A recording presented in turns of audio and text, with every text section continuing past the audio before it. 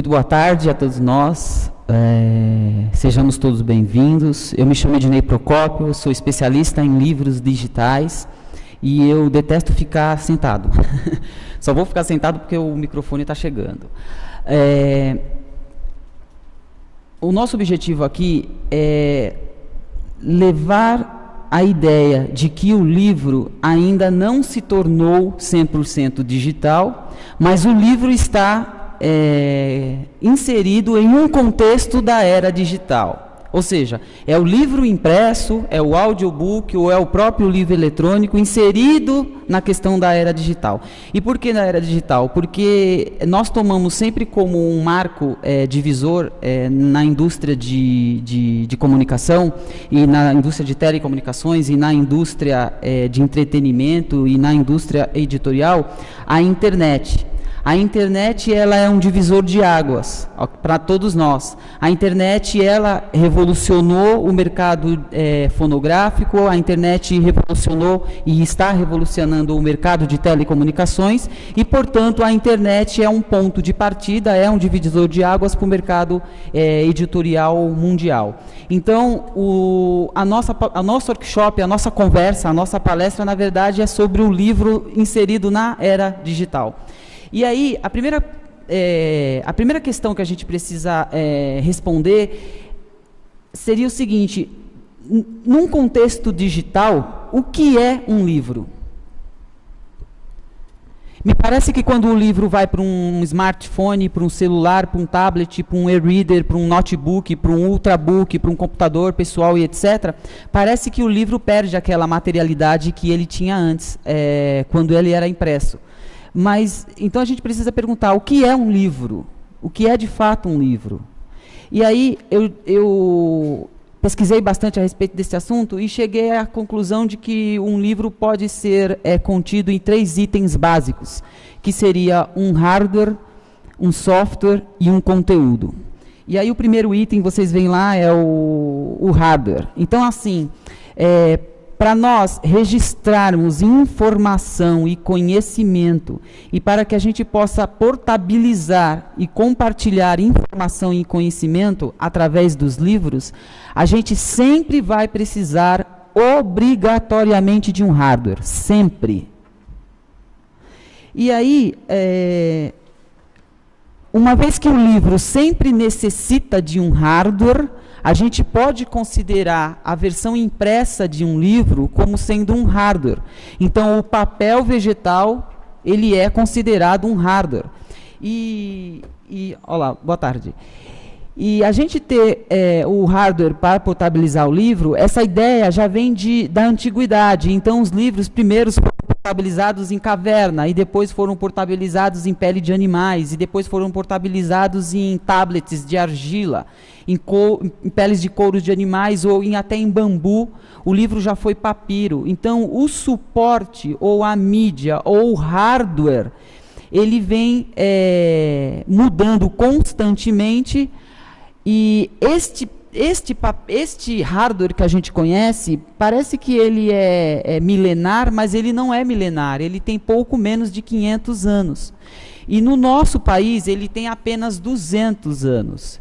Este é um tipo de hardware que a gente usa, então, para portabilizar os livros. Mas, com o advento da internet, surgiram outros tipos de hardwares. Uma das primeiras opções para se portabilizar o hardware, um livro através de um hardware, foi o próprio computador de mesa. Em 1970, surgiu um projeto nos Estados Unidos chamado Projeto Gutenberg, e esse projeto Gutenberg portabilizou os livros através dos computadores de mesa. Mais tarde, a gente teve a portabilidade dos livros em outro hardware, que é o e-reader. Esse é o e-reader, que é um equipamento, que é um hardware que foi desenvolvido com a ideia de leitura exclusiva dos livros. E este e-reader aqui, ele é o Sony Reader. Ele foi lançado em 2005, essa edição. Essa edição foi lançada 2 anos antes do Kindle, da Amazon. Então já era uma ideia da indústria de tecnologia tentando substituir o hardware papel do hardware eletrônico. Esta não foi a primeira experiência, teve experiências anteriores ao da Sony. Por exemplo, em 98 foi lançado um e-reader nos Estados Unidos chamado Rocket eBook, já com a ideia de tentar mudar o hardware aonde o livro seria trafegado. E aí existem diferenças básicas, bem básicas e simples, deste hardware para este hardware. Então, para a gente registrar e compartilhar informação usando este hardware, a gente precisa basicamente de páginas. Esse livro aqui tem 200 e poucas páginas, 230 páginas. Então, vamos supor, a gente precisa levar este livro aqui para 10 mil leitores. Então, a gente precisa criar 10 mil hardwares iguais a este para a gente poder portabilizar este livro aqui. E aí vocês multiplicam 230 páginas vezes 10 mil exemplares, ok? E eu estou contando essa história porque a indústria editorial, a indústria dos livros, ela sempre viveu desta matemática, exatamente desta regra. Quantas páginas eu tenho e quantos leitores eu quero atingir. Então, eu multiplico o número de páginas de um livro pelo número de exemplares de uma determinada edição. E aí, a gente vem para este hardware aqui. Este hardware, ele muda tudo. Você tem aqui uma tela que se chama e-ink, que em inglês, ao pé da letra, é o Electronic Ink, tinta eletrônica. E a gente, no Brasil, traduziu como papel eletrônico. O que ele faz? Você tem uma única página, uma única folha do livro, e você pode imprimir infinitamente várias informações utilizando o mesmo hardware. E é isto o que muda o paradigma no caso dos livros digitais para os livros impressos. Então, você tem um único hardware onde você pode imprimir infinitamente milhares de páginas. Esse equipamento aqui, se você der uma carga, esse especificamente falando, porque o Kindle da Amazon e o Kobo, que vende aqui na Livraria Cultura, é outra coisa. Mas esse aqui especificamente, se você der uma carga de, por exemplo, 2 horas, você consegue ler 70 mil páginas. Então, vamos lá. Ele tem um recurso que se chama flip. Então, você dá um flip, ele muda a página. Quando ele imprime a página neste equipamento, ele mostra a página para você, ele só consome energia enquanto ele está processando a informação. Depois que ele imprime, ele não gasta mais energia. Então, com uma única carga, você consegue ler 70 mil páginas, sem acabar a bateria. Então, estas são as diferenças básicas entre este hardware aqui e este hardware aqui. Ocorre que a indústria da tecnologia, ela vive de inovação, porque o que dá lucro para a indústria de tecnologia é a inovação. E a indústria de tecnologia não fica parada apenas em um único equipamento ou em um único gadgets, que eles chamam. Então, a indústria de tecnologia avançou e criou outros tipos de equipamentos que permitem não só a leitura dos livros, mas que permite o consumo de outras mídias. Ok? Então, o que se discute agora no mercado é se o nosso leitor, o que mais se discute no mercado, é se o nosso leitor, o leitor para quem a gente quer levar os nossos livros, ele estaria mais apto a consumir livros neste hardware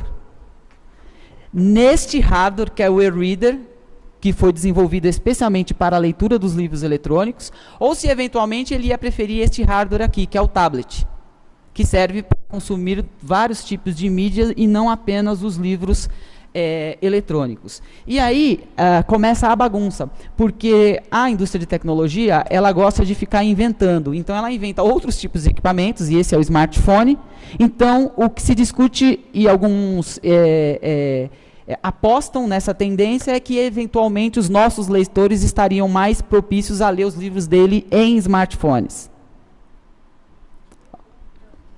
Exatamente. E aí, como é que a gente resolve esse paradigma? Muito simples. A gente chama de base instalada.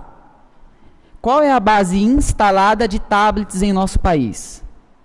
Qual é a base instalada de smartphones em nosso país? E aí a gente consegue, então, distribuir os nossos livros conforme os hardwares existentes, ok? Uma informação muito importante. O hardware que ainda predomina no Brasil para os consumidores brasileiros ainda é o hardware feito de papel vegetal, ok? Ou seja, o livro, quando o livro se desmaterializa, ele continua sendo livro. Então, por isso que a gente separou o hardware do software, que é o próximo item. Então, vamos lá. Todos os livros, para chegarem até os nossos leitores, necessitam obrigatoriamente de passar por um software. Por quê? Porque o escritor, quando ele escreve o livro dele, antigamente ele manuscrevia e depois ele passou a datilografar. Mas depois da era da tecnologia da informação, da era digital, ele passou a escrever o livro diretamente em um dispositivo eletrônico, computador de mesa ou no notebook. Isso quer dizer que o livro já nasce eletrônico. Quando o livro vai para o copydesk, ele é eletrônico. Quando o livro vai para a revisão, para a primeira, segunda, terceira revisão, ele é eletrônico. Quando o livro vai para a diagramação e precisamos de alguém para compor a capa do livro, o livro continua sendo eletrônico. Portanto, as pessoas dizem que o futuro do livro é o eletrônico. Não, o passado do livro é eletrônico, porque ele já nasce eletrônico. É depois que o livro fica pronto, é que se decide se o livro vai para um hardware eletrônico, para um hardware digital, ou se o livro vai para um hardware de papel. É neste momento em que o livro se materializa. Ok? E se a gente pegar blogs e outros tipos de canais de mídia para publicação de livro, e a gente, por exemplo, publica um livro num blog, a gente não pode chamar aquele objeto textual de livro. Um livro é um material, segundo a Fundação Biblioteca Nacional e segundo a lei do livro do nosso país, um livro é um objeto que tem um ISBN. E isso é muito importante. Se um livro tiver em um e-reader, um texto qualquer estiver em um e-reader ou em um smartphone e esse texto não tiver o ISBN, ele não é um livro, ele não é considerado um material livro. É o ISBN quem diz que aquele material é um livro. Quando se registra um livro junto à Fundação Biblioteca Nacional, é ela quem faz o tombamento daquele livro e que permite que, a partir daquele momento, o texto possa ter o direito autoral.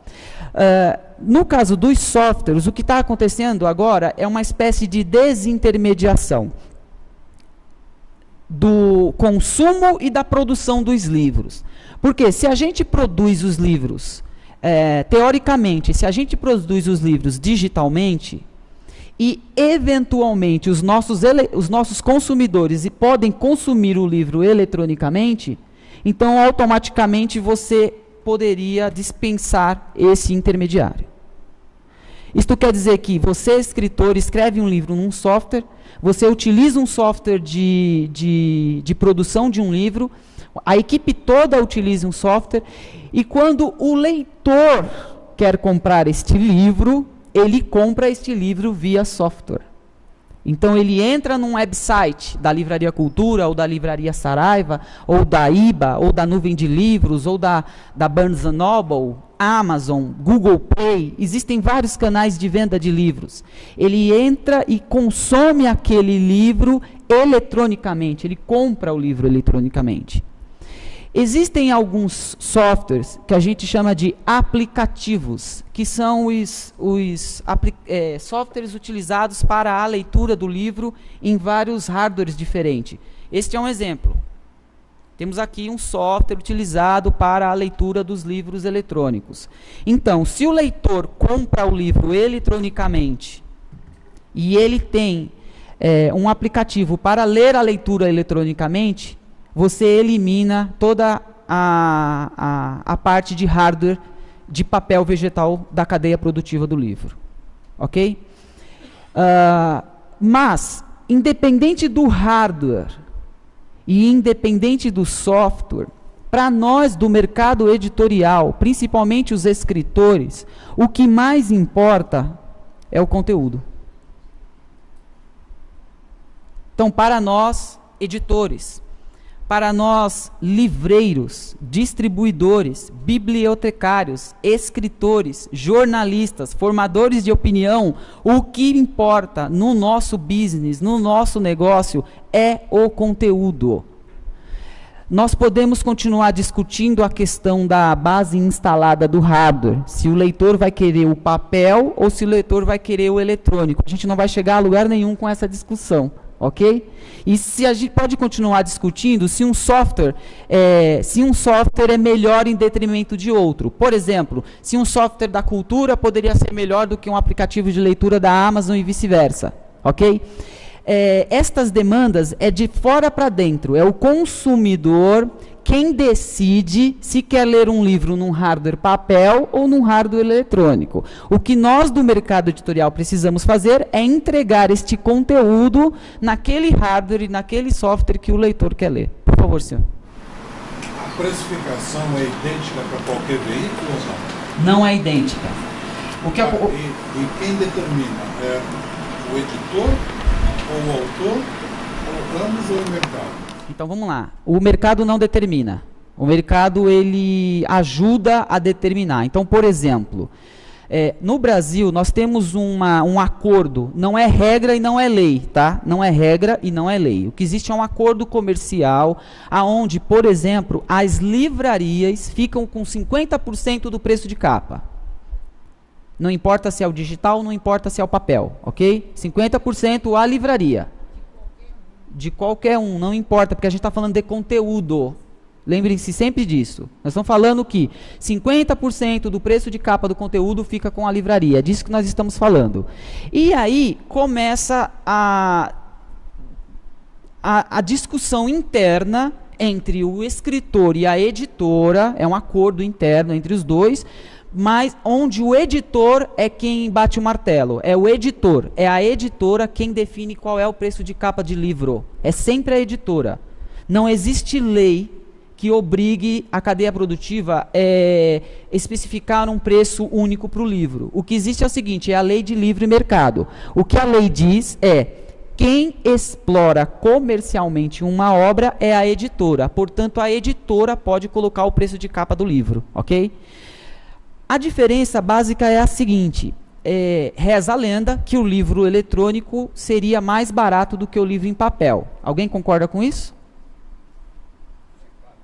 Então vamos lá.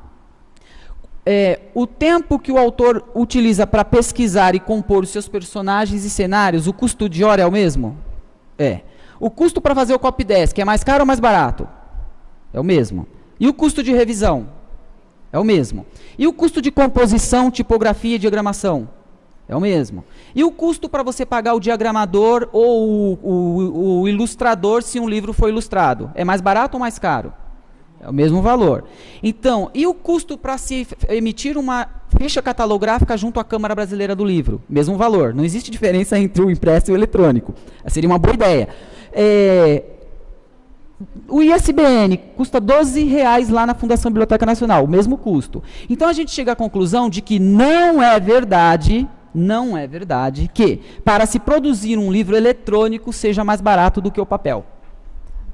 E eu vou além. Às vezes a versão digital sai mais cara do que a do papel. No caso dos livros aplicativos, que mexe com programação. Aí você teria um novo colaborador, uma nova pessoa que teria que fazer a linguagem de programação para o livro entrar, por exemplo, na Apple. Então teria mais um livro aplicativo, um livro multimídia. Exatamente, que tem interação entre o livro e o leitor. Neste caso, a gente está falando de um software. Neste caso, teríamos, então, um custo a mais. Portanto, não é verdade que o livro eletrônico é mais barato do que o livro impresso. Isto. Aí vamos agora eu falei da pré-impressão, agora vamos para a impressão. No caso da impressão propriamente dito, sim, aí você tem o custo do papel, fotolito, laser film, etc. E o custo da distribuição, logística, transporte, etc. Neste caso específico, sim, há um custo no livro impresso, ok? Portanto, respondendo a tua pergunta, o preço de capa de um livro eletrônico é sempre mais barato em detrimento do papel. Sim, é sempre mais barato. Mas não existe regra, tá? No Brasil, convencionou-se aproximadamente 30%. Então, se um livro impresso custa 10, o livro eletrônico vai custar 7. É mais ou menos isto. Pode falar. Então, mas o livro eletrônico ele precisa de um hardware, né? Digamos que eu não tenha um iPad, um etc. Certo. Se eu quero ter esse conteúdo, eu vou necessariamente ter que comprar esse hardware. Então, é um custo embutido. Tá certinho o seu pensamento. Perfeito. Então, vamos lá. Eu compro numa livraria um livro digital mais barato. Certo? A 30% mais barato. Perfeita a sua colocação. Só que quanto eu paguei no meu tablet e no meu e-reader? Exatamente. Então, mas esse custo, ele não é do mercado, é um custo do leitor. E esse custo não está embutido. Portanto, mais uma vez, é mais uma prova de que o livro eletrônico não é mais barato do que o livro impresso. Não é, definitivamente.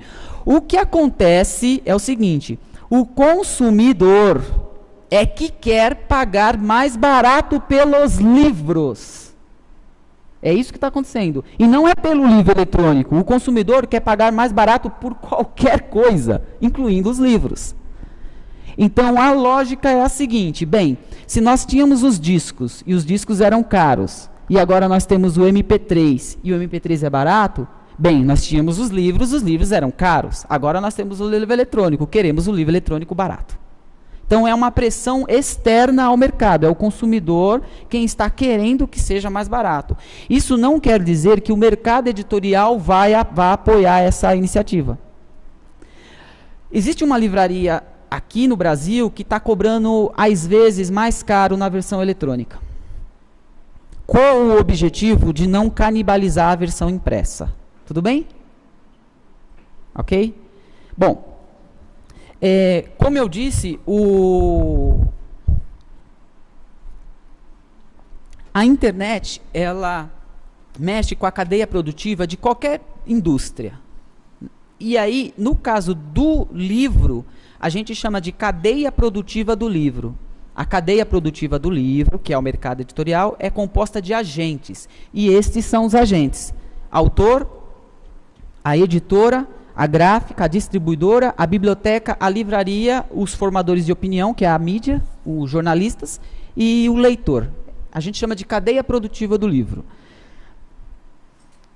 O que muda esta cadeia produtiva do livro não é o livro digital. O que muda a cadeia produtiva do livro é a internet. A internet é responsável por essa mudança, não é o livro digital. O livro digital, ele é apenas uma resposta para esta mudança. Então, se a gente muda o modo como a gente consome os livros na era da internet, a gente automaticamente precisa de uma resposta. Então, vamos começar pelo autor. Antes da era da internet, o autor ele tinha um papel social, uma função social, não sei se é a nomenclatura correta, mas uma função social, que era de basicamente escrever os livros. É estranho dizer isso, né? Mas a gente tem que ser óbvio. E aí, o autor basicamente escrevia um livro. Esse era o papel do autor, escrever os livros. Ele não precisava fazer mais nada. Isso antes da era da internet. Porque depois da era da internet, há algumas mudanças aqui. Hoje, existem escritores que, eventualmente, optam por eles mesmos publicarem as suas próprias obras. Que no Brasil se chama autopublicação. Não é o sob demanda. Não é. O sob demanda está na parte da gráfica. É outra coisa sob demanda. Mas o autor pode usar da ferramenta de sob demanda também para publicar os seus próprios livros. Existem duas modalidades aqui de autopublicação. A primeira aqui na Avenida Paulista, ali no vão do livro do MASP, de vez em quando tem um sujeito que veste uma placa, é o Homem Placa. E ele escreve assim, ó, vendo livros de poesia publicados por mim mesmo. Então, o que ele faz? Ele digita o livro no computador, coloca no pendrive, vai até a gráfica expressa, ele mesmo imprime, ele mesmo coloca na mochila e ele mesmo vende. Esse é o self-publishing, literalmente. Eu mesmo estou me autopublicando. Esta é uma categoria. A segunda categoria é aquela convencional que a gente tinha antes. Nós, escritores, enviam um texto para um editor, existe um corpo, que é o conselho editorial, ele seleciona a nossa obra e a própria editora custeia os custos da publicação do livro. Essa seria a segunda. E a gente tem a terceira, que é o que está acontecendo exatamente agora na era da internet. Você tem, então, as editoras de self-publishing que colocam à disposição dos autores os seus serviços. Não importa quem paga. Não importa se é o autor que paga, não importa se é o patrocinador. De onde vem o investimento, não importa. O que importa é o seguinte, a qualidade editorial deste livro, ok? E a independência do escritor. E é isso que a gente está discutindo agora no mercado, essa desintermediação. Até que ponto o escritor precisa efetivamente de uma editora?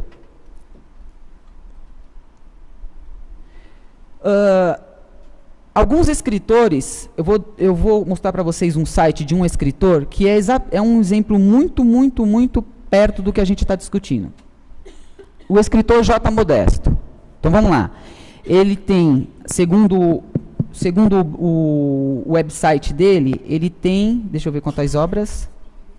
Ai, obrigado. Alô? Alô, som? 1, 2. O Joaquim Modesto, ele tem aqui as obras. Ele é um escritor de literatura fantástica, ok? Ele é um exemplo muito, muito claro do que está acontecendo com o mercado hoje. Primeira coisa, o Joaquim Modesto, ele não tem editora. Ponto 1. Portanto, ele pode ser classificado como um escritor independente. Ponto 2. Ele publicou a obra dele por diversas editoras e diversos canais e plataformas diferentes. Eu não tenho a mínima ideia de quem custeou e pagou por estes livros. Mas eu posso afirmar que tanto o site quanto os livros têm qualidade. Tanto qualidade gráfica quanto qualidade textual. Para aquele nicho de literatura fantástica. Ok? Então você percebe que este escritor é um escritor 100% da nova era. Ele não está atrelado 100% a uma editora. Eu não quero dizer que isso é ruim ou mal. Eu estou dizendo o que está acontecendo, o caso da desintermediação. Isso quer dizer que esse escritor não tem contrato de exclusividade com nenhuma editora. Já começa por aí. Segundo, ele tem o seu próprio canal de comunicação com seus leitores. Então ele se comunica através do Scoob, do Facebook, das redes sociais. Não é mais a editora que obrigatoriamente precisa divulgar o autor e o livro. O próprio autor e o próprio livro pode se autodivulgar. É claro que se o Joaquim Modesto estivesse atrelado a alguma dessas editoras obrigatoriamente, essa editora ia ter que cuidar da divulgação e dos livros do Modesto. E aí, o mais incrível é isso daqui, ó, o mais interessante de tudo.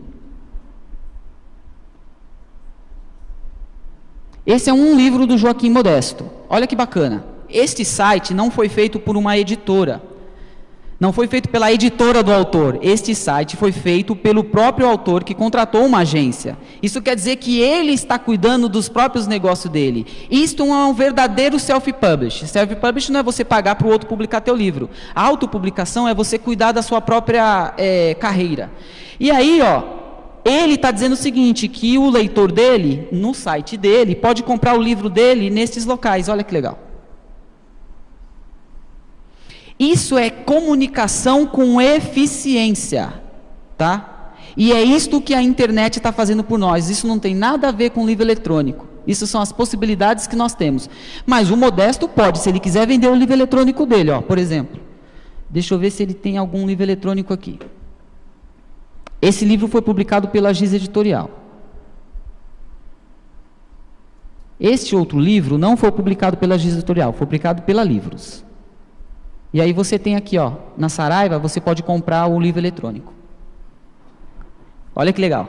Então você pode comprar o livro impresso, você pode comprar o livro eletrônico. Ele conseguiu cadastrar, ou a editora ajudou ele, ou alguém ajudou, não importa, colocar na Saraiva e na Cultura. Então ele está dizendo diretamente para o leitor dele, olha, eu estou no Facebook, estou no Scoob, e você pode comprar o meu livro nesses locais aqui. Pode falar, senhor. Essa modalidade dele próprio publicar dá uma vantagem, que evita aquela influência de certos editores querem dar na obra. Isto, verdade. Mas vamos lá. Isso não elimina o fato de que a obra precisa obrigatoriamente de revisão. Estamos de acordo? Então, não é porque você está pagando para se autopublicar que você vai dizer, ah, não mexe na minha obra porque a licença poética é escrever casa com Z. Não. Tem de ter um revisor, obrigatoriamente. Ok? Mas sim, é verdade, você tem uma maior liberdade na sua escrita. Agora, uma outra coisa na parte de comercialização é isso aqui, ó. Isso aqui me deixa estarrecido. Ao mesmo tempo empolgado e interessado, eu fico estarrecido. Olha o que esse escritor está dizendo. Você pode comprar o meu livro comigo mesmo.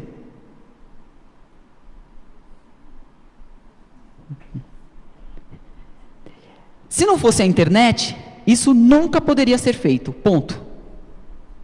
Então ele tem o livro dele na Cultura, ele tem o livro na Saraiva, tudo certinho. Se você for na Saraiva você acha, se for na Cultura, maravilha. Mas você pode comprar o livro dele com ele mesmo. Isso me dá orgulho.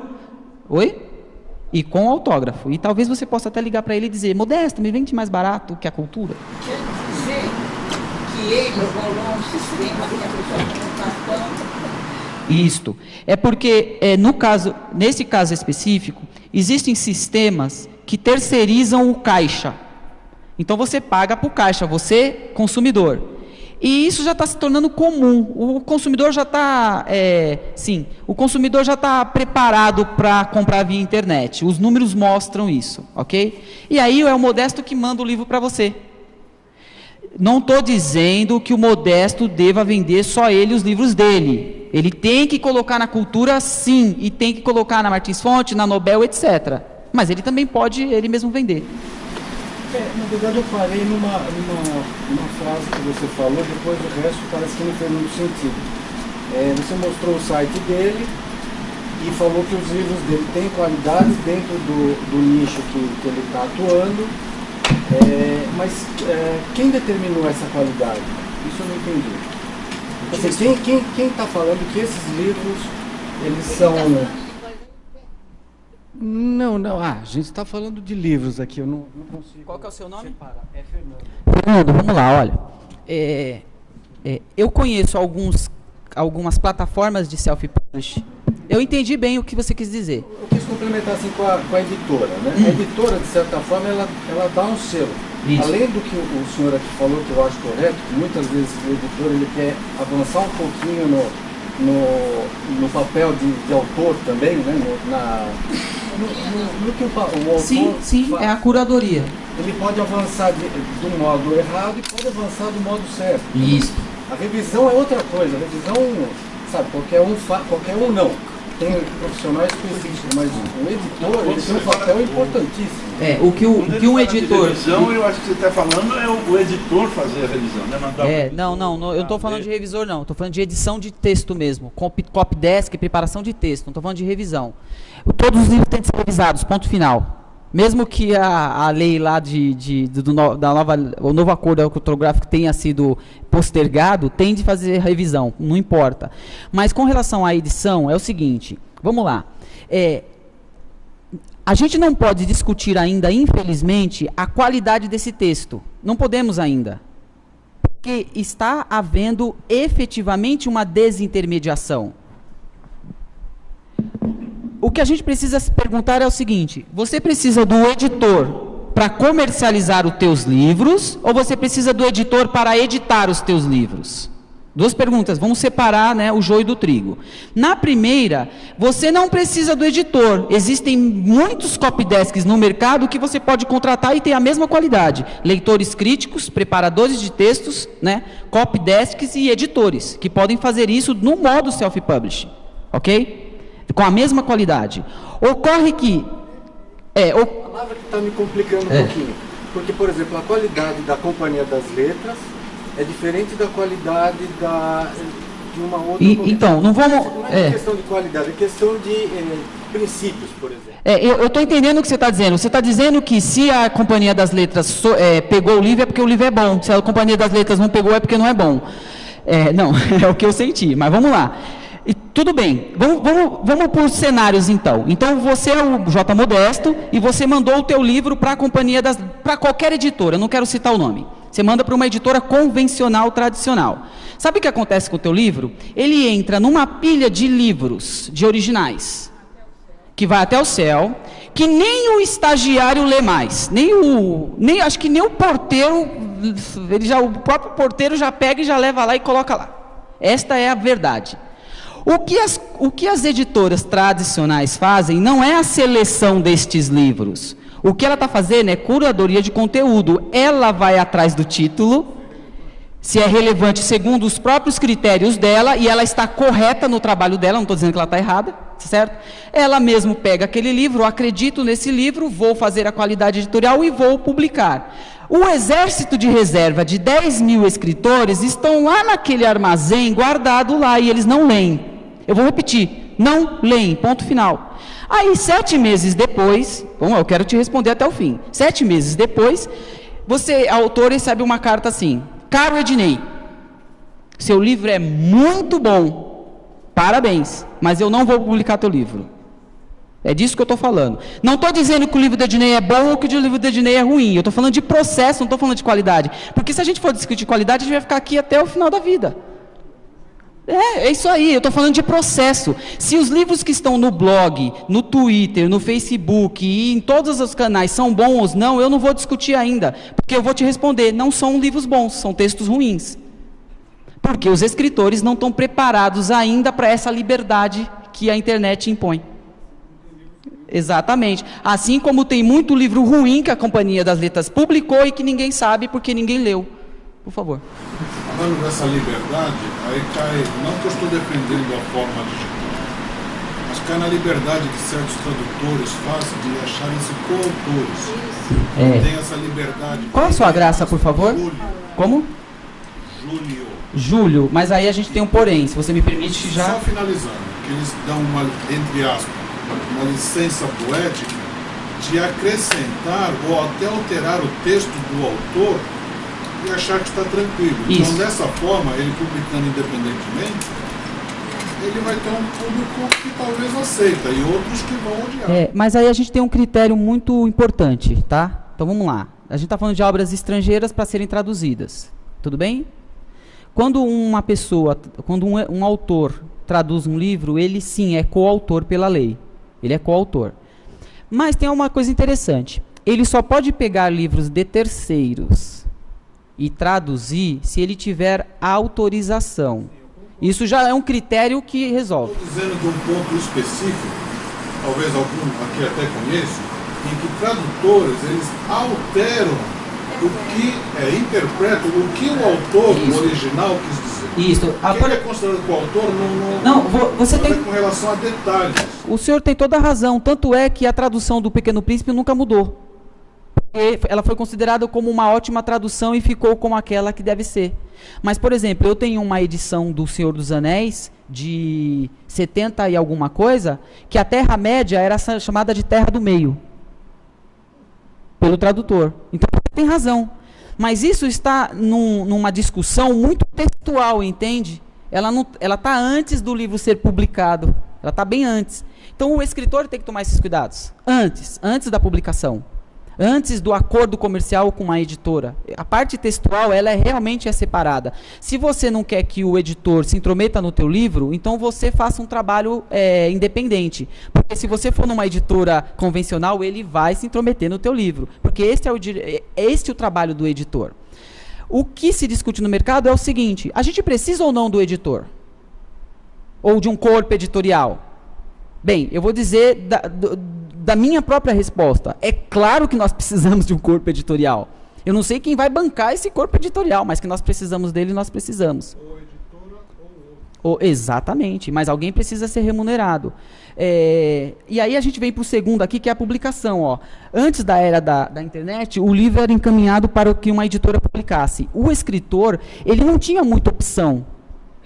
Aliás, acho que ele não tinha opção nenhuma. Eventualmente, o Machado, o Euclides, publicou os artigos e os crônicas e textos deles na imprensa. Mas foi uma exceção. Todos os outros escrevem livros, datilografam livros e mandam para as editoras. Então, muitos livros deixaram de ser publicados porque eram ruins nessa época. E muitos livros foram publicados porque são bons. Só que tem um problema. Depois da era da internet, isso daqui mudou, porque hoje existem outros canais, outros. Tem um colega nosso aqui em São Paulo, o Edson Rossato, que ele tem um livro chamado 100 Toques Cravados. E ele utiliza o Twitter para publicar o livro dele. 100 Toques Cravados. Ele utiliza a plataforma Twitter para publicar a obra dele. Vamos lá. O Edson Rossato, ele é editor. Então, ele mesmo editou o próprio livro dele. Ele colocou no Twitter. Depois que teve sucesso no Twitter, o livro dele virou uma versão impressa. Por 2 editoras diferentes. Então, hoje, o autor pode ter sites e ele mesmo vender e publicar sua própria obra. Vamos lá, a qualidade eu não vou discutir, tudo bem? Azar de quem não revisou o livro. Eu gostaria de fazer um comentário, não sei se vai ser pertinente. Eu mandei confeccionar um banner, porque eu vou apresentar um trabalho do meu TCC, de pós-graduação, agora sábado. Certo. E eu estava com um problema no PowerPoint, aí eu avisei a minha coordenadora que eu ia fazer isso na própria gráfica. Perfeito. Fui lá e orientei o designer, o profissional, seria da competência dele, para preparar o banner. E assim que o banner ficou pronto, aí eu autorizei. Eu sou autora, eu disse, agora você pode confeccionar o banner. Falou, não, nós não vamos confeccionar, eu preciso da autorização da orientadora. Eu falei, mas ela disse que já está ok, é que eu estou com um problema no meu computador, e ela já me passou um e-mail dizendo que eu mandei o texto, eu não mandei o modelo do banner. Eu falei, não, mas nós só vamos confeccionar se tiver o ok da orientadora. É a mesma coisa... Porque ele é muito ético, o trabalho dele vai ser exposto para doutores, né, que no caso vai ser avaliado por professores doutores. Então, ele tem a gráfica dele em jogo, é o nome. Então, ele é o marketing da gráfica. Mas então, não é porque a pessoa vai lá, leva lá um pendrive, que eles vão imprimir qualquer coisa. Isso, mas no caso dos livros especificamente, se eu, escritor, eu mesmo diagramar o meu livro, fizer PDF e levar numa gráfica, a gráfica imprime e não pergunta nem de quem é. Aí fica sem qualidade. O que é o seguinte, nós ainda necessitamos das editoras para ter qualidade editorial nos nossos livros. Porém, se a gente fosse sujeitar a se autopublicar, nós temos de ter o cuidado da qualidade gráfica editorial, ok? E aí a gente vai para a editora. Antes da era da internet, a editora apenas publicava livros. A gente sabia a diferença entre a editora, que era a imprensa, jornal e revista, e a editora que publicava especificamente livros. E aí a internet, ela faz uma coisa, ela desmorona ela desmancha os muros, ela cria novas pontes. As editoras tiveram de reinventar os seus negócios. Então, hoje tem editoras que, além de publicar livros, publica livros através de celulares. Lá no Japão, uma das maiores audiências são as novelas textuais, em texto mesmo. Novelas que são comercializadas e circulam nos celulares. Então, o que eles fazem? Eles criam romances grandes ou pequenos, recortam esses romances passam pela curadoria de um editor, sim, não importa quem paga, não tem a mínima importância, o que importa é que tem que ter qualidade. E depois eles fracionam esses textos e você entra lá nos sites das editoras e as editoras te mandam o texto no seu celular para você ler. Eles fazem assim, é um job muito interessante, um case muito legal. Você diz para eles assim, olha, eu quero receber no meu celular, no meu smartphone, todos os dias, às 6 horas da tarde, um capítulo do livro. Você diz a quantidade do texto que você quer receber, mais ou menos, um capítulo ou 2, e você diz o horário. Então, todo dia chega um capítulo novo para você ler. E Exatamente. E é a maior audiência na telefonia celular do Japão. É um texto que foi lá atrás revisado, copidescado, foi recortado e você envia uma assinatura. Olha, eu quero o livro tal, mas me manda em 15 capítulos, porque eu não vou ter tempo de ler tudo. Aí eles vão te mandando. Naquele horário, ele te manda o capítulo. Que é o horário que você chegou em casa, talvez, ou o horário que você está no metrô, no ônibus, não sei. Naquele horário, eles mandam para você o texto. E isso tem uma audiência gigantesca. É um mercado milionário no Japão. Bom, são as possibilidades da tecnologia da informação. Bem, a gráfica que apenas, aqui a gente está falando da impressão sob demanda que ela perguntou. A gráfica que antes apenas imprimia os livros, ela também teve de se reinventar. Então hoje, com essa desintermediação do mercado, que a gente não sabe qual vai ser o próximo passo, hoje existem gráficas que já atendem conta de escritores. Aí você fala para mim, pô, Ednei, mas o texto não tem qualidade. Azar de quem comprou o livro. E azar do autor que não vai ter depois mais audiência. Existem gráficas que do lado da gráfica, bem do lado, ela já faz o trabalho editorial. Tá? A gente não sabe dizer se esse trabalho tem qualidade ou não. O fato é, as gráficas já estão oferecendo serviço. O que eu estou tentando dizer é o seguinte, antigamente, antes da era da internet, o trabalho da gráfica era só imprimir o livro. E aí você começa a ver que a gráfica, quando ela oferece serviços editoriais para o autor, ela está, entre aspas, concorrendo com as editoras. E é isso que a gente está chamando de desintermediação. Então, peraí, você é gráfica que imprime um livro ou você é uma editora? Você precisa resolver essa equação. E tem muita gráfica oferecendo esse trabalho.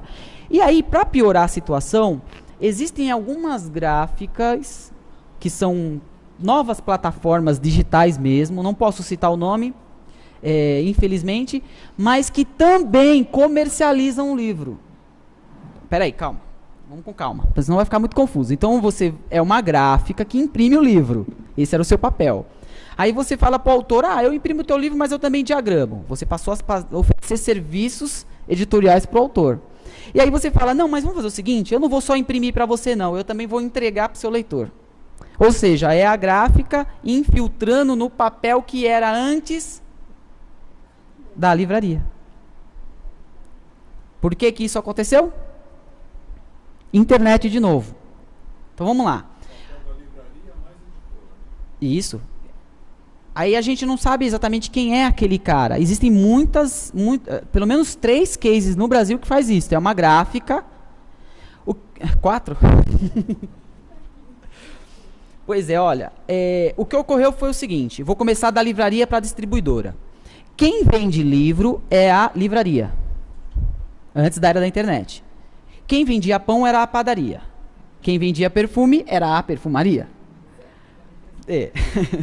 Aí vem a internet. Bem, a livraria começou... O primeiro case de sucesso dentro da internet foi a venda de produto livro. Não existiria o e-commerce como existe hoje se não fosse a venda de livros. Então, um dos primeiros testes que a indústria de tecnologia fez para vender produtos na internet foram os livros. É por isso que o maior portal de compra e venda na internet é a Amazon, porque ela foi uma das primeiras a testar a venda de produtos na internet, que era livro. Com isso, se criou a livraria online. Bem, quando você tem a livraria online, você automaticamente concorre com as livrarias físicas. E aí teve um problema. As livrarias online começaram a vender livros mais baratos do que as livrarias físicas. Isso fez com que houvesse uma canibalização. Então, a livraria física começou a se enfraquecer. É um efeito dominó. Então, vem a internet, você começa a vender livro via internet. A livraria física, ela atende localmente na comunidade. A livraria na internet, ela atende numa abrangência maior. Bem, as livrarias começaram a ficar com o estoque parado. E aí as distribuidoras, que é o nosso agente agora, também ficou com os estoques parados. Uma vez que o estoque está parado na distribuidora e na livraria física, automaticamente a gráfica também sofre. Os estoques começam a ficar parados também na gráfica. A distribuidora que apenas circulava o livro, ela teve que se reinventar. Então, a distribuidora que apenas concentrava livros e distribuía livros, ela começou a vender livro diretamente para o público leitor. Então, vamos lá. O papel dela era distribuir. Como tem muito estoque dentro de casa, eu preciso escoar os meus livros. Então, eu vou começar a vender livro diretamente para o público leitor. E aí, o que aconteceu? Enfraqueceu ainda mais as livrarias físicas. Hoje, a distribuidora distribui e vende diretamente para o público leitor. Então, ela pegou o papel de dois personagens aí, o de distribuidora e o de livraria. E aí a gente vai então para a livraria. Antes da era da internet, as livrarias, existiam livrarias especializadas em nichos. Livraria jurídica, livrarias de arte, livraria de idiomas, né? Por quê? Porque as livrarias se davam ao luxo de criar esses nichos. Porque só as livrarias vendiam livros. As editoras não vendiam livros para o público leitor. E as distribuidoras não vendiam livros para o público leitor. Então, as livrarias eram mais fortes. Aí vem a internet, nasce o comércio eletrônico, os livros começam a ser vendidos pela internet, e aí a livraria física ela tende a se... Vocês percebem que não é por causa do livro eletrônico? A gráfica ela não tem que se reinventar por causa do livro eletrônico, ela tem que se reinventar porque o processo de comercialização se reinventou. É a distribuidora também. Ok? Então, por exemplo, aqui em São Paulo tem uma livraria, aqui na Avenida Paulista tem uma livraria lá no final, lá, acho que é a FINAC. Se você entra pela Avenida Paulista, você tem aqueles televisores de 40 polegadas Full HD. Aí tem DVD dos Vingadores, aí tem um smartphone à venda, tem uma série de produtos à venda que não são livros. E aí, para você comprar os livros, você tem que atravessar a FINAC e subir uma escadinha, aí você encontra os livros. E existem alguns outros pensadores livreiros que acham que a livraria deveria se tornar um teatro, ou a livraria deveria se tornar um café, ou a livraria deveria se tornar uma lan house, exatamente porque ela teve que se reinventar. Só que os editores também eram muito elitistas, não aceitavam qualquer pessoa, por mais talento que tivesse, não conseguia... No caso dos autores? Tem uns autores chaves das editoras, então não adiantava uma pessoa talentosa chegar lá e levar um livro para falar. Eu vou te responder isso de um modo econômico, tá bom? Então vamos lá. Eu sou editor, vou me colocar no lugar do editor. Eu sou um editor e eu tenho um budget, que a gente chama, que é um aporte financeiro para publicar 10 títulos. Então vamos supor, no meu budget eu tenho 10 títulos por mês, 120 títulos por ano. É aquilo que eu tenho para gastar, tudo bem? Estou falando de uma parcela econômica desse processo, e não da parcela editorial. Bem, eu tenho 120 títulos. Eu recebo anualmente 4.000 originais na minha editora. Mas eu só tenho dinheiro para publicar 120 títulos. Então eu tenho que deixar de fora 3.880 títulos. Bem, então, antes da era da internet, eu, editor, eu era o rei. Eu dizia assim, ó, gostei, vou publicar. Não gostei, não vou publicar. E baseado em critérios, muitas vezes, de qualidade, é verdade, mas às vezes subjetivos. E eu diria, na maioria das vezes, subjetivos. Então, por exemplo, se você é um escritor de direita, eu não vou publicar o teu livro porque eu sou uma editora e eu sou de esquerda. E assim por diante. Então, isso criou um mercado de reserva de escritores que nunca foram publicados. Eu conseguiria montar uma Fundação Biblioteca Nacional só de livros não publicados, com o mesmo tanto de originais. Por uma questão... por uma questão econômica, não de qualidade. O que eu estou dizendo é que eu, como editor, tenho os meus critérios qualitativos para selecionar os livros. Não estou dizendo que está errado, estou dizendo que há um processo econômico. Com a era da internet, você tem ferramentas otimizadas que possibilitam que qualquer um de nós possa publicar o livro. Portanto, a ferramenta, imagina a prensa de Gutenberg. A ferramenta era a prensa de Gutenberg e só eu tinha a prensa de Gutenberg. Portanto, eu poderia selecionar entre todos vocês apenas ele que é meu amigo, essa senhora que também é minha amiga e mais alguém. Porque eu tinha a prensa. A prensa de Gutenberg agora não está mais na minha mão. A prensa de Gutenberg agora está na mão de todos nós. Quem leu Karl Marx sabe do que eu estou dizendo. A ferramenta está na mão do proletariado agora. Portanto, qualquer um pode publicar sim um livro. A questão é o que meu amigo disse ali, a qualidade editorial. Então, você falou em proletariado, mas a questão, o termo que eu tinha era de ser uma oligarquia com uma democracia. Olha, quando o gênio Gutenberg fez a prensa, não existia o mercado de livros. O que existia era o seguinte, olha que interessante, só podia comprar livro os reis. O povo não podia comprar livro, os reis podiam comprar livro, porque os livros eram escritos à mão por escribas e demoravam 9 meses para serem manuscritos. Então o rei ia lá e comprava. Quando o gênio Gutenberg criou a prensa de tipos móveis, ele possibilitou que fossem duplicados os livros mais rapidamente. Nascia naquele momento o gráfico. Quem imprimia o livro também vendia o livro. Quem tinha a prensa vendia o livro. Portanto, nasceu o livreiro. O livreiro era o gráfico. E aí o cara pensou, quer saber? Vou piratear os meus próprios livros, porque o Gutenberg também inventou, quando ele inventou a prensa, ele inventou automaticamente a pirataria de livros. Uma coisa nasceu com a outra, junto. Sim, foi o Gutenberg quem inventou a pirataria. A ferramenta para se piratear. Perdão. Bem, se eu tenho a ferramenta, eu sou gráfico e eu sou livreiro porque eu vendo os livros, vou começar a ser o editor. Então eu vou pegar os livros do Shakespeare, os textos do Shakespeare, e vou começar a publicar. Não sei se o Shakespeare morreu ou não, não importa. Foi assim que nasceu a questão da comercialização. Então, com a prensa de tipos móveis, nasceu o comércio dos livros. E daí ele veio evoluindo. Chegou uma hora em que o Ford ensinou ao mundo que deveria separar gráfico, gráfico, livreiro, livreiro, editor, editor. E hoje, o Steve Jobs, que é um Gutenberg da nova era, ele colocou tudo dentro de um pacote só. Então você vai lá, por exemplo, na Amazon, tem o Kindle Direct Publishing. Não estou dizendo que o autor deva fazer isso, eu não estou fazendo apologia ao self-publish, eu estou dizendo que o processo existe, ponto. Você, escritor... Oi? Usa quem quer. E, aliás, compra quem quer. Se tem qualidade ou não, eu não sei.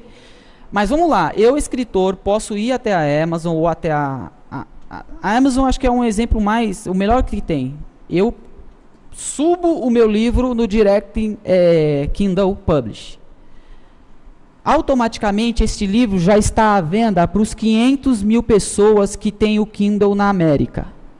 E automaticamente para 50 milhões de pessoas que têm aplicativos Kindle no iPad, iPhone, Android, etc. É assim, ó, clicou, publicou, está à venda. Bem, esse material passou por um crivo de um editor? Não. Por quê? Porque é o que eu disse, então, vamos voltar lá. Isso, porque a ferramenta está na mão, a picareta está na mão do proletariado, não tem mais dono, a ferramenta não tem mais dono.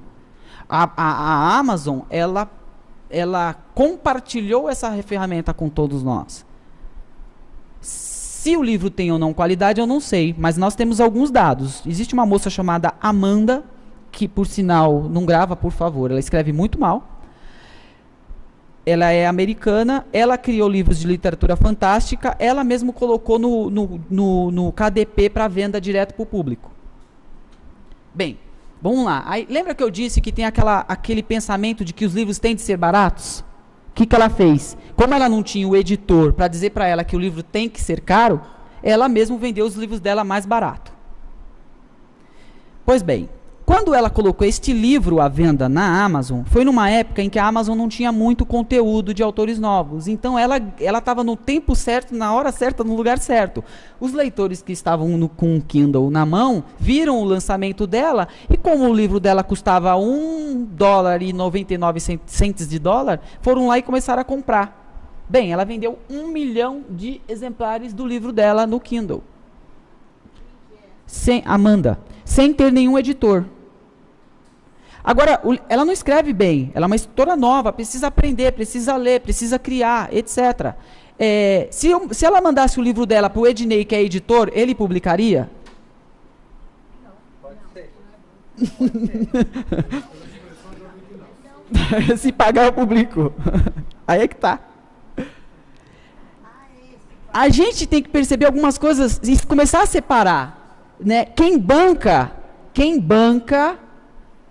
é o mecenas, pode ser o patrocinador, tá certo? Quem escreve é o escritor, mas quem edita só pode ser uma pessoa, o editor, não tem outra pessoa para fazer isto. Eu te passo depois, tá na info desse mês, tem o nome dela, mas eu te passo o link. Bom, existem vários outros casos. Então a gente chega aqui no leitor, que é o nosso objeto de desejo. Qual é o sonho de todo escritor? Olha que legal, ó. Não é ser publicado, senhora. Era ser publicado antes da era da internet. Porque agora que a gente tem a ferramenta e a possibilidade de se publicar, o sonho do escritor é ser lido agora. É alcançar uma audiência de leitores. É ter audiência, é ter credibilidade junto aos jornalistas e à imprensa, né? O leitor, antes da era da internet, ele apenas comprava e lia o livro. É estranho dizer isso. Vocês estão ouvindo? Tá bom.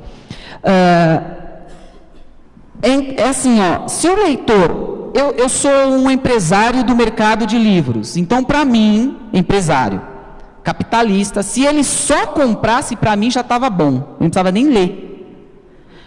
Mas o papel fundamental, o papel social do leitor era isso daqui, ó, ler. Ele apenas lia, ele não fazia mais nada com esse livro.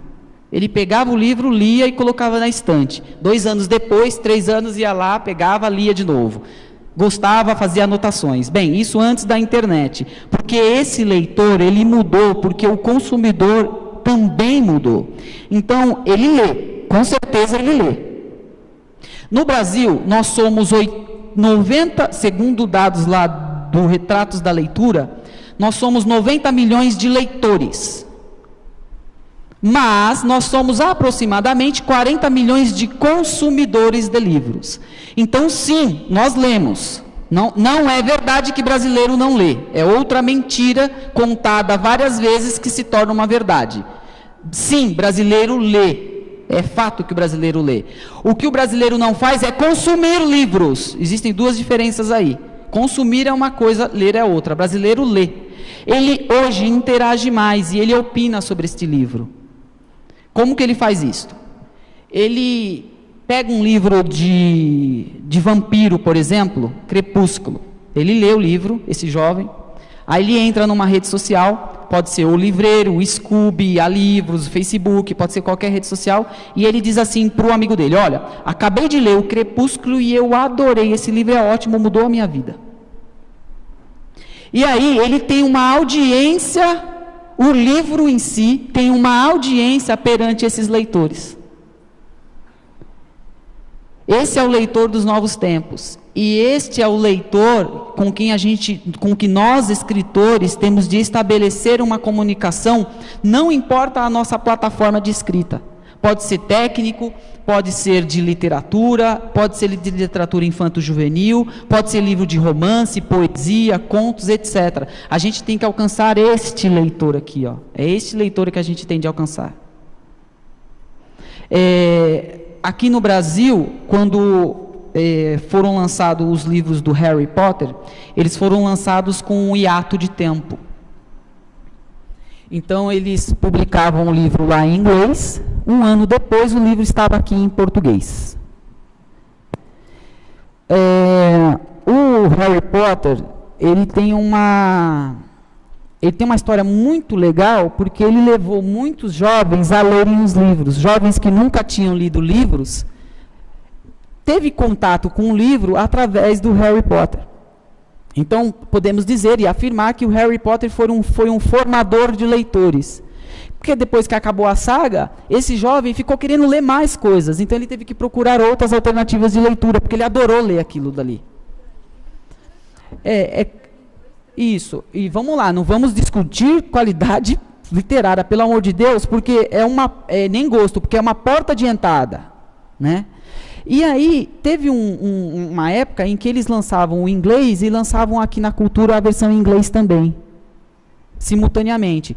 Então, olha que engraçado, num determinado dia, meia-noite, quinta-feira, tinha uma fila se formando aqui na Rua Augusta, que descia a Rua Augusta e contornava a Livraria Cultura.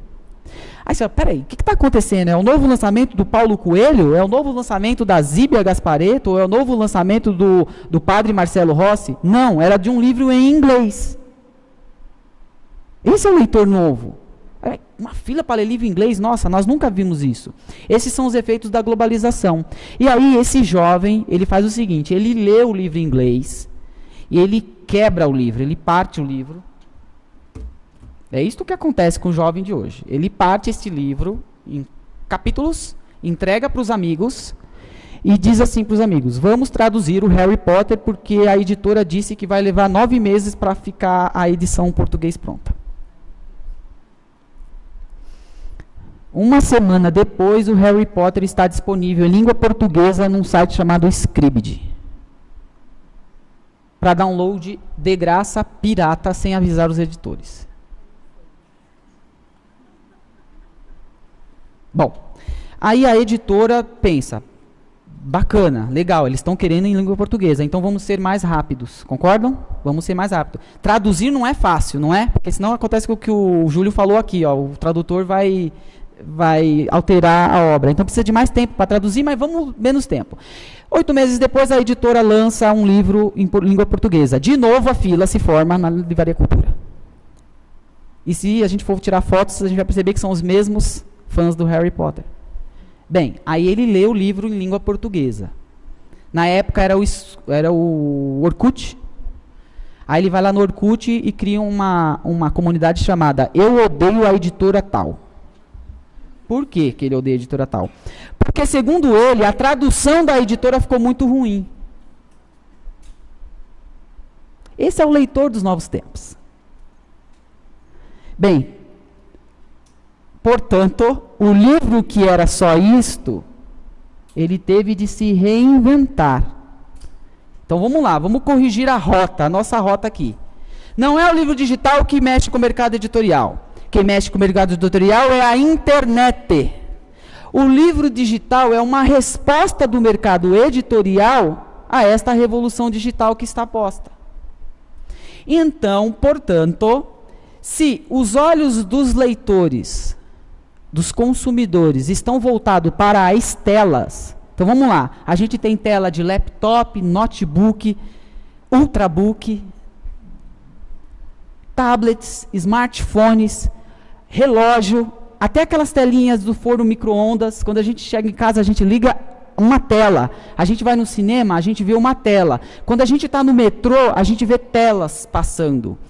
E se os olhos das pessoas estão voltados para uma tela, aonde devem estar os livros?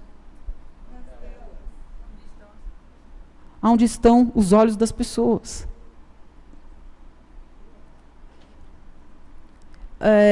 Se este consumidor está com um tablet na mão, ou se esse consumidor está com uma tela de papel na mão, ou se ele está com uma tela de smartphone, para nós que exploramos comercialmente o mercado de livros, isso não tem a menor importância. A importância é que os leitores e os consumidores estejam com os livros nas mãos. Lá nos Estados Unidos, eles fizeram uma pesquisa para ver qual era o hardware que estava na mão dos jovens. Vamos descobrir qual hardware. Uma editora. E aí, eles descobriram que a maior base instalada de hardware lá na época era o Game Boy. Game Boy Advance, que tinha uma tela maior. Aí eles ficaram surpresos. Eles acharam que eram tablets, ou achavam que eram um iPhone, ou achavam que eram qualquer outra maquininha. Era o Game Boy da Nintendo. E o que essa editora fez? Ela criou uma série de livros digitais para colocar dentro do hardware da Nintendo. E aí nasceu uma coleção de clássicos da literatura para Game Boy. Clássicos da literatura for Game Boy Advance. Aí você pensa, mas os leitores, os jovens não gostam de ler os livros. Errado. Eles compraram a coleção e começaram a ler os livros dentro do Game Boy. Esse livro de papel, ele acaba sendo tão cara. O professor mandou ele na escola, e o infeliz ainda foi falando do vestibular, gente. Isso aí. Não dá, não quero isso. Bem, me parece, pelos números, que a maior base instalada de hardware no Brasil é nesta sequência aqui, ó. Primeiro, o hardware papel. Nós somos 12 mil gráficas. Nós somos, segundo a Associação Nacional de Livrarias, 3.500 livrarias físicas, fora as online, ok? Então, a nossa base instalada, nós, em 2011, publicamos 58 mil títulos, dos quais 10% eram livros digitais. Então, a base instalada ainda é o hardware papel. A segunda maior base instalada são as dos smartphones, perdão, a dos celulares, não são smartphones. Nós já chegamos, segundo a Anatel, a 240 milhões de aparelhos de telefone celular, dos quais pelo menos 12 milhões é de smartphone, que permite a leitura, então, de textos com uma legibilidade melhor. Então, a segunda maior base instalada é a de celular. A terceira maior base instalada são a dos computadores e laptops. E só depois disso, lá na frente, é que tem tablets e e-readers. Portanto, a base instalada ainda é a do papel.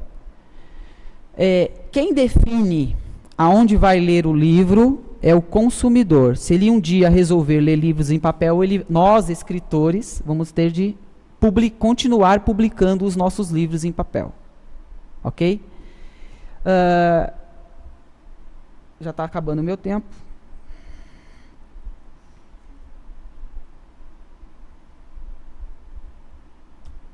E eu tenho umas leituras recomendadas para nós. A maioria aqui é escritor.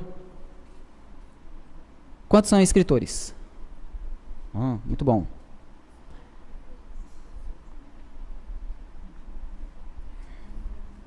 As possibilidades para a publicação do livro são hoje muitas, ok? Então, o conselho como especialista na área que eu dou para os escritores é a seguinte: não se apeguem ainda ao digital ou ao impresso. Se apeguem ao texto e à qualidade do seu livro, ok? Permita que quem for publicar o teu livro, a editora, ou a plataforma, ou o canal, decida a quantidade de exemplares ou a questão da publicação digital. Porque esse mercado ainda está sendo testado. Então, o conselho para o autor é: foco no conteúdo. Eu não sou escritora, mas estou fazendo assim, passando por um treinamento. E eu tive esse gosto, né, estou me aperfeiçoando com o meu blog. Então, eu estou fazendo pequenas publicações, que são textos curtos, justamente para atrair o leitor.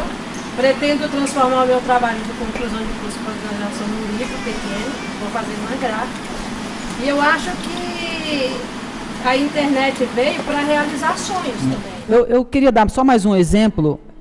Eu queria dar só mais um exemplo, que não é um exemplo louvável, não. Eu vou ser bem honesto, que é o seguinte. Lembram do Arrasa Quarteirão Bruna Surfistinha? Aonde nasceu o livro Bruna Surfistinha, o escorpião lá, não sei da onde? Ele nasceu na internet. Eu vou falar de novo. Eu, Ednei, editor, no alto da minha intelectualidade, não publicaria o livro dela, ponto. Mas, porém, contudo, a audiência dela na internet foi tão grande, tão gigantesca, que possibilitou que aqueles textos dela que tinham audiência virassem um livro. E vendeu milhões de exemplares. Você não publicaria? Eu estou dando um exemplo de um editor convencional, se é que você me entende. Então, vamos lá. Então, a maioria das plataformas de self-publish, você custeou, eles pagam, ponto. A questão é a qualidade editorial. Eles editam, exatamente. A questão é só a qualidade editorial. Vamos lá. Quem é o maior patrocinador de livros no Brasil?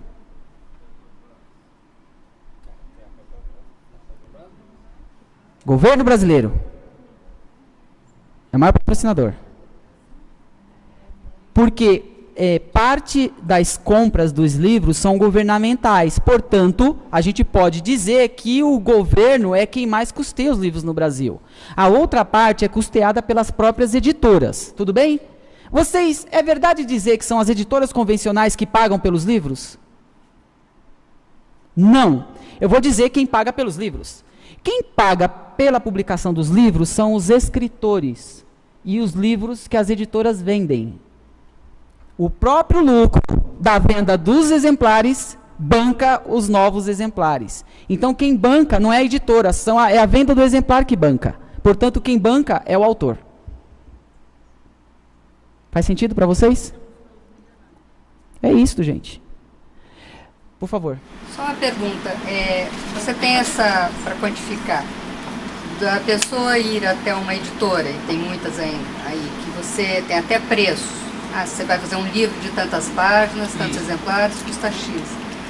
E o preço para o self-publish? Existe qual é a diferença? Qual que é o seu nome? Mônica, você vê, se você me enviar o seu livro e eu for patrocinar, eu, editor, for custear o teu livro, vai ser o mesmo custo que se você, autor, pagar. Então, por exemplo, um livro básico, você tem um custo aproximado, inicial, de R$2.000. Só para produzir o texto.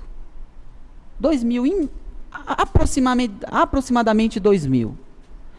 E na tiragem dos exemplares, que no Brasil ela reduziu, né, por causa por causa do comércio do livro que se reestruturou, antigamente era 10.000, passou para 5, agora é 3. Então, para 2.000 exemplares, com R$10.000, você consegue publicar uma boa edição de um livro. Ok? Ocorre o seguinte, às vezes, financeiramente falando, a editora já tem convênio com essas gráficas, então ela tem um custo menor na gráfica. Então, portanto, com 10.000 ela consegue publicar 2 e não 1. Entende? Tá? Mas o custo mais ou menos é esse, é de 2.000 inicial para o autor que vai até uma editora, seja ela qual for, para custear. Para produzir 2.000. É o mesmo custo. Absolutamente o custo. O mesmo. O que muda é, se você não vai imprimir, você não tem o custo da impressão. Tá bom?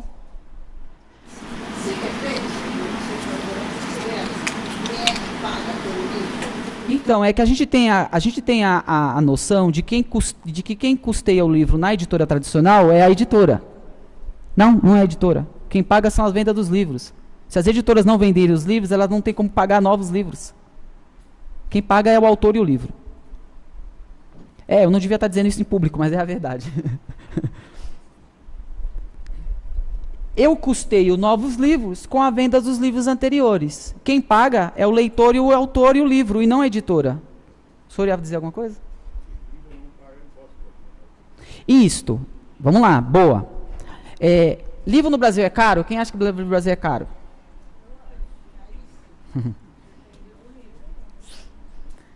Verdade. Há isenção tributárias no caso do livro no Brasil, tá? Então, existe isenção tributária tanto na confecção do papel, e é por isso que se discute tanto hoje o que é um livro. O que é um livro, né? Já que isso aqui não é um papel, não tem que ter essa isenção tributária, porque o papel a gente chama de papel imprensa, né? A linha branca, a linha d'água, etc. E existe também lá na ponta. Tá? Quando você, livreiro, vende o livro, você também tem isenção de alguns tributos. Mas nem por isso o livro no Brasil não é barato, é acessível. Porque barato é uma coisa muito relativa, né? Por exemplo, se você chega para um jovem e fala assim, olha, tem um celular aqui Android última geração. Aí ele fala, uau, quanto custou? 1.900. Gostaria de ter um. Aí você chega para o mesmo jovem e fala assim, olha, lancei meu livro, custa R$35. Nossa, me dá um desconto. É uma questão de percepção de valores, na verdade, né? Então eu acho que o livro no Brasil não é caro, eu acho que o livro no Brasil não tem valor. É diferente. Esse livro aqui, gente, ó, é leitura recomendada, tá? Cultura da Convergência. Então lembra que o pessoal do marketing fica falando que convergência digital é um aparelho que faz tudo? Então um aparelho que faz tudo, faz até café e faz sorvete. Convergência digital não é isso. Convergência digital é quando o nosso conteúdo, o nosso livro, o nosso produto editorial converge para todas as mídias. Então, o papel é uma mídia, o audiobook é uma mídia, o cinema é uma mídia, o game é uma mídia, e você vê vários textos e autores e personagens migrando para as outras mídias. Essa é a verdadeira convergência digital. Pode falar. Oi, queria saber a sua opinião sobre material didático em livro digital. Ixi, aí você me pegou. Mas vamos lá. O governo... esquece a nomenclatura do partido, ok? Vamos falar do governo. Eu tenho orgulho do meu governo e do meu país, porque o governo efetivamente compra os livros e entrega nas escolas e nas bibliotecas. Isso eu tenho que tirar o chapéu para o governo. Tudo bem que às vezes chega na ponta, o professor e a escola não sabem utilizar, etc, etc, mas o governo compra os livros. No caso do livro digital, o governo não sabe o que é livro digital. Ele não tem a mínima ideia do que é um livro digital. Então, o que o governo faz? O governo compra um monte de hardwares, tablets, sem conteúdo. O que o governo está comprando quando compra hardwares é comprando papel em branco. Ele está comprando isso aqui, ó. Deixa eu ver se tem ele está comprando isso aqui, ó. Página em branco. É isso que o governo está comprando. Hardware sem conteúdo. Então, essa é a minha primeira opinião. Quando o governo, nos editais, diz assim, olha, eu estou comprando o livro impresso e quero digital também. Ele está pegando um arquivo digital, ok? Presta bem atenção nisso, por favor. Quando o governo compra 10, 20, 30 mil exemplares do livro impresso, ele está pagando por 10, 20, 30 mil exemplares do impresso. Quando ele pede um digital, ele só pode circular essa edição digital única. Ele não pode fazer mais nada. Então, vamos supor que, hipoteticamente, o governo pegasse um livro digital que pede para as editoras e colocasse numa determinada plataforma. O governo poderia distribuir isso para 50 milhões de alunos? Resposta: não. Ele teria que comprar 50 milhões de licenças. Então, o governo tem a boa vontade de resolver a situação, mas parece que alguém precisa ir lá e falar para eles o que é um livro digital. Então, pedir um arquivo não lhe dá o direito de distribuir para 50 milhões de alunos. Uma coisa é uma coisa, outra coisa é outra coisa. Para você distribuir para 50 milhões de alunos, você precisa pagar 50 milhões de exemplares para aquele escritor que escreveu o livro, para a editora, etc, etc. Tá claro? Então, hardware sem conteúdo. E conteúdo o governo só tem um, porque ele só está pedindo um. Tá bom? A meu ver, por exemplo, aqui no estado de São Paulo, tem um deputado do PT que fez uma lei que está dizendo o seguinte, olha, quando o governo do estado subsidiar material didático, automaticamente a versão digital tem de estar disponível para o mundo. Esse deputado, eu mandei uma cartinha para ele dizendo, amigo, vamos tomar um café, porque não é assim. Você precisa saber que para você distribuir exemplares digitais, você precisa pagar pelos detentores dos direitos autorais. Uma coisa é comprar 50 milhões de livros e distribuir. Isso você pode, você já pagou pelo... Ok? Então, existe um problema muito sério entre o que é público e o que é privado quando se trata de livro digital. Porque o livro se desmaterializou. Isso tem a ver com free culture. Esse Lessig, ele diz que as coisas deveriam ser todas de graça. É o que esse cara fala. E aí, nasceu uma cultura na internet, eu já estou terminando, cadê a mocinha daqui? Nasceu uma cultura na internet de que as coisas que você compra na internet tem que ser de graça, incluindo os livros. Então, o que aconteceu? Os consumidores da internet se acostumaram a comprar livro de graça. Ele não está pirateando os livros, ele está fazendo download de graça, ele não está pirateando. Eu vou repetir, ele não está pirateando os livros, ele está consumindo sem nenhum valor agregado. Por que que ele não está pirateando? Porque ele não sabe que tem valor. Alguém colocou e falou, olha, faça o download agora do livro, do novo livro do Paulo Coelho. A pessoa clica e baixa, ela não sabe o valor disso. Nenhum cara que é pirata, ou hacker, ou cracker, coloca na internet a seguinte frase: este livro é pirata, baixe já. Ninguém faz isso. A gente pode fazer uma experiência. Atenção, todos esses livros são piratas. E vamos ver quantas pessoas clicam para baixar? Isso tem a ver com free culture. É essa ideia de que tudo na internet é de graça e que, portanto, não tem valor. Se está na internet é de graça. Pô, mas você está pirateando. Mas eu não sabia.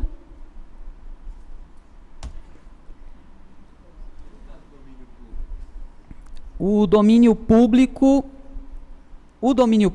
se você coloca um arquivo de domínio público na internet, qualquer um pode baixar, não tem problema nenhum. Agora, as editoras utilizavam olha que interessante, o domínio público é meu, seu, é de todo mundo. As editoras utilizavam o domínio público para explorar comercialmente um mercado, quando era neste hardware aqui. Então, eu estou te vendendo um domínio público, mas eu não poderia eventualmente. Mas como eu estou utilizando este hardware e a manufatura, eu vou te cobrar R$ 9,90. Entendeu a diferença? Mas a real é que a editora cobra pelo projeto gráfico, impressão, etc., pela materialização. Ela não está te vendendo um exemplar do domínio público. Ela não pode fazer isto. É de domínio público. Ok? Mas eu posso, editor, pegar um domínio público, fazer todo um trabalho editorial e explorar comercialmente aquele trabalho. Entendeu a diferença?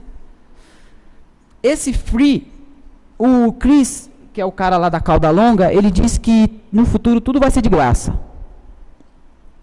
Eu achei tão sensacional essa teoria que eu fui ler o livro dele, mas eu tive que pagar R$39 na Cultura. Não sei nem porque eu ponho aqui, né? Eu só ponho aqui por causa da piada, eu acho. Bom, o culto do amador, para terminar, é o seguinte.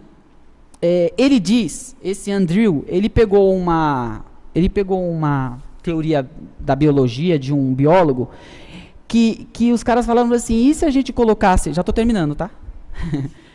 E se a gente colocasse 10 mil máquinas de escrever na frente de 10 mil chimpanzés? Aí ele falava que uma hora ia nascer um clássico da literatura. Porque ele estava indo pela teoria de Darwin, a teoria evolucionista. Se você coloca 10 mil máquinas na frente de 10 chimpanzés, uma hora vai sair alguma coisa. E ele diz exatamente isso sobre a internet. Que a internet nada mais é do que... Quantas pessoas no Facebook? 1 bilhão, né? Ele fala assim, ele diz isso no livro dele. É 1 bilhão de chimpanzés com uma máquina de escrever na mão. É isso que é a internet. Então ele fala que a internet está acabando com a cultura, está acabando com a literatura, porque tudo que tem na internet é lixo, não presta para nada. É o que ele fala no livro dele, não sou eu que estou dizendo, tá? E eu fui ler o livro dele para ver o que ele estava dizendo. Então ele diz que na internet é tudo de graça, então acabou com a profissão do jornalista, acabou com a profissão do curador, acabou com a profissão do editor, um monte de gente desempregada que fazia a curadoria do conteúdo. E hoje o que você tem? Um monte de vídeos de um cara pulando em cima de um cavalo, um chinês pulando um cavalo lá no YouTube. É isso que ele fala no livro dele, O Culto do Amador. Então vale a pena você ler, porque está dizendo exatamente isso. Essa desintermediação faz com que o texto fique pior. Tá bom? Isto porque você, autor, vai lá na Amazon e publica o seu próprio livro. Tem algum intermediário? Não tem intermediário. Então o seu livro pode ter erros. Não, vai ter erros, né? Vai ter erros. Ele fala então dessa desintermediação. Você tinha um corpo editorial que era remunerado na antiga imprensa. Então fazia com que o conteúdo tivesse um valor agregado. E agora? É essa a teoria dele. Ele diz com todas as palavras, tudo que tem na internet é lixo, nada do que na internet presta. É isso que ele diz. Essa negociação isenta o autor de ter que fazer ISBN? Não. Todos os livros são obrigatórios, pela lei do livro. Vamos pela lei do livro, né? Pega lá, lei do livro, pega na internet.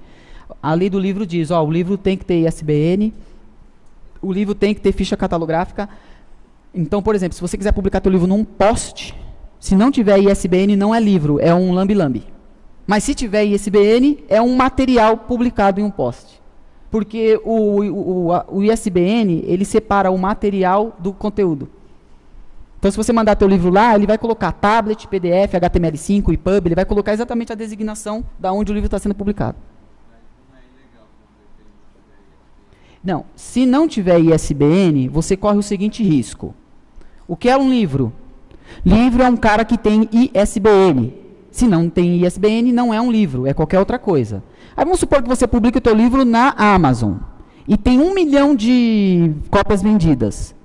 Aí o fisco vai chegar até você e vai falar para você assim, olha, dá a minha parte no bolo, né? A Receita Federal vai querer parte do seu lucro. Aí você vai dizer para a Receita, não, mas isso aqui é um livro. Eu sou isento de alguns tributos, é um livro. E ele vai dizer, não é livro. É um material qualquer. Então você tem que colocar o ISBN para você provar que aquilo é um livro. Porque senão você não... O ISBN está 100% atrelado. Porque quando você escreve um texto, você vai lá na fundação e registra aquele texto. Aí, esse tombamento ganha um número de registro, que é o ISBN, que é o RG do livro. Então, se você quiser me acusar de plágio, você vai ter que acusar via ISBN. É uma coisa até meio absurda. Por exemplo, senão eu vou ter que provar que eu escrevi antes de você. E o modo mais seguro de proteger o livro é você registrando. Qualquer pessoa que faça depois de você não é o autor da obra. O autor da obra é quem registrou primeiro. O trabalho do ISBN é esse, é registrar o direito autoral do livro. Bem, então, eu sou o Ednei Procópio, eu sou especialista em livros eletrônicos. O meu e-mail é ednei@livros.com.br. Trabalho com livros eletrônicos desde 98 e de lá para cá eu vim fazendo muitas amizades. E uma delas é com o pessoal da Hub e da SBS, eles são os meus amigos. Aí eles me convidaram para vir aqui compartilhar um pouco do que eu aprendi sobre isso. Eu só estudo isso, eu não faço outra coisa na vida. Então, quando a gente estuda muito uma coisa, a gente fica maluco se a gente não puder compartilhar. Então, eu agradeço demais vocês deixarem eu compartilhar aquilo que eu aprendi, porque lá em casa não dá, ok? Então, eu agradeço aos senhores, agradeço à Hub, agradeço a Miguel de Cervantes e agradeço a Deus acima de tudo. Muito obrigado.